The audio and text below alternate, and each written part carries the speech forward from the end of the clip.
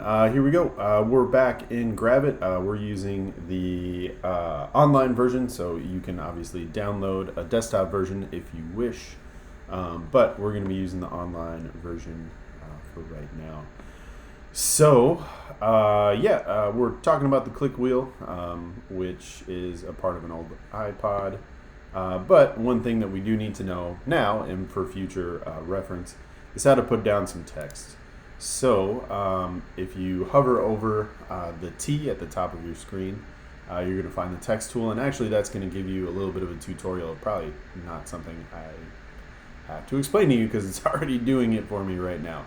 There's a couple different ways to use the text tool. You can make a bounded box where you can put text like inside of the box. You can also just simply click to create text. So what that looks like is once you click on your text tool up here at the top, simply click, and that's going to give you some example text. And what you can do once you have that, your text here, you can use the pointer tool to just double click or triple click to highlight as much of it as you want.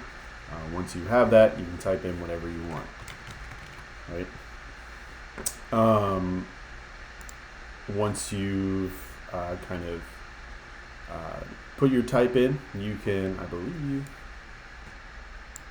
no, okay, so you can move around the box if you need to. So if you need to make this box a little bit bigger, a little bit smaller, you can move that, but to actually change the size of your type, you're going to need to go over here, use the pointer tool, click on it. That's going to give you a bunch of appearance options over here on the right. You can change the color, right? You can also change the size. So size is over here by size. It goes by pixels, which is weird. Usually it's something a little bit different, like points. But you can click and you can drag. You can make it super small. You can make it super large. You can make it somewhere in between. You also have the option, we don't really have to worry about this paragraph stuff over here, but left justified, fully justified, center justified. Those are all options. You can bold it. You can italicize it. And if you want, you can change your font over here.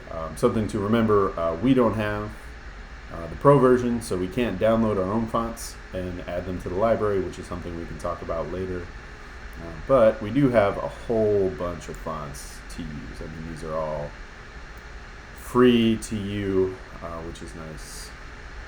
So you can choose the one that you want, one that most closely relates or copies your whatever it is that you're going for. Yeah, these are all things down here that are interesting to talk about. We won't talk about them right now. Maybe once we get into our actual project of creating a logo, we can do that. There we go.